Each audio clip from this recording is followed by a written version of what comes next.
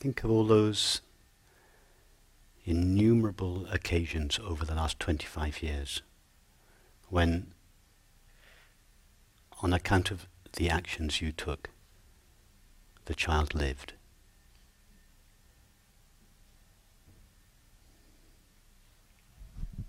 I do that.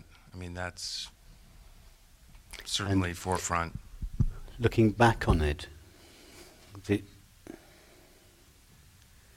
decisions and the actions that led to the child living compared to the decisions and the actions that led to the child dying. Was there any difference for you at the moment, in the moment? None at all. In every case, without doubt, I have no doubt, and I'm quite sure that you have no doubt, that your decisions and your actions were informed by the same love and by the same intelligence. What it is that resulted in some of those children living and some of those children dying is completely out of your hands and is not in any way related to the integrity, the love, the intelligence with which you decided and acted. I mean, I know that you know this, but I'm just spelling it out. Just as you are not personally responsible for the lives of the children that lived, nor are you personally responsible for the ones that didn't. You did your very best.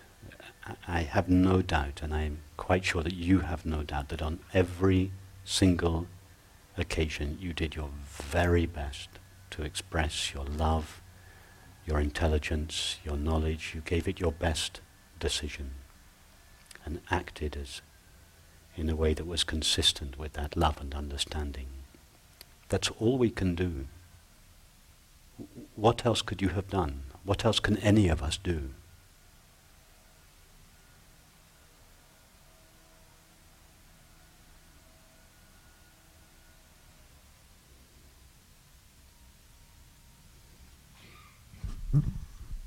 That was the answer in part that was in the question. Yes. You know, and I'm partly saying this, although it's not easy for me, because I know that everybody in this room has similar experiences. And these are sort of dramatic examples of things either by omission or commission that bubble up and sort of interfere with being aware. That's the only thing that I would change or add to what you said. It doesn't interfere with being aware.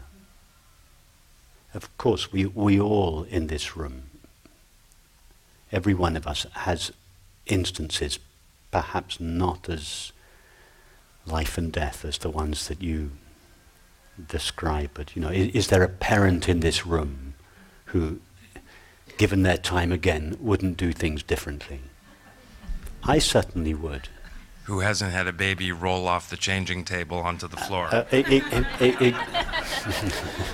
To name one of many, many such examples.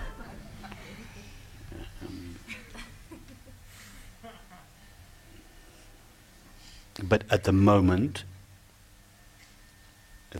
when we made the decision or acted in a certain way, did we not do so out of our best love and intelligence in that moment? Of course we did. And of course, in retrospect, when we see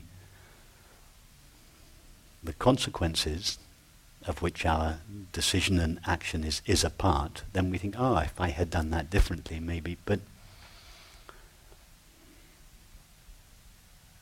none of that interferes with being aware. And you can experiment with this. You can take your worst thought and your best thought, your worst feelings and your best feelings. They appear equally in this loving space of awareness. those feelings and those regrets, they don't interfere with the experience of being aware. It's not possible to interfere with the experience of being aware. Try, play devil's advocate with yourself. Try to interfere with the experience of being aware. See if you can, for instance, stop the experience of being aware. It's not possible.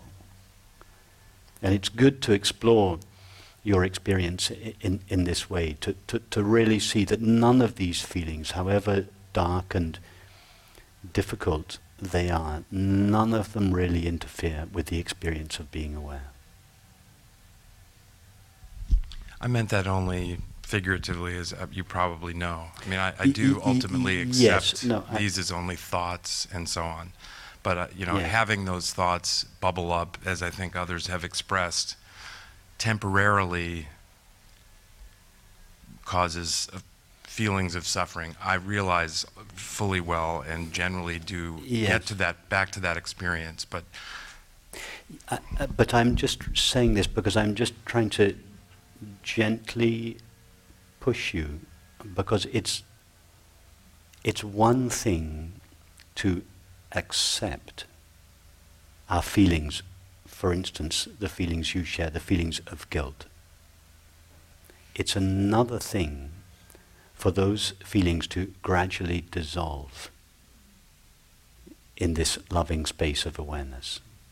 And I would suggest it's to accept these feelings is the first step. But in time, these feelings of guilt dissolve in the loving space of awareness. You don't want to be living just carrying around these feelings of guilt inside. In time, they must dissolve, and they will dissolve in awareness, but they won't, they need a little help.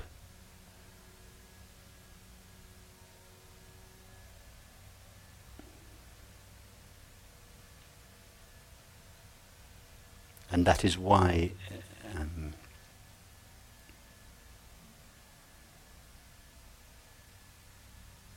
to think about these feelings in this way, to go over them, to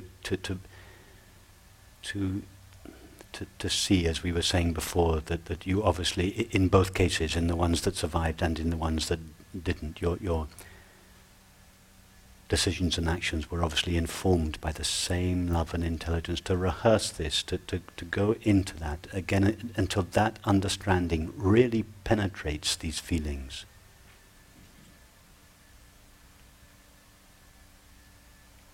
So that this slight cloud, this thin cloud over awareness, this cloud of guilt, or in your case, or sorrow, in someone else's case, or loss, it really dissolves in the loving space of awareness in time, leaving the loving space of awareness really clear, not slightly veiled by feelings.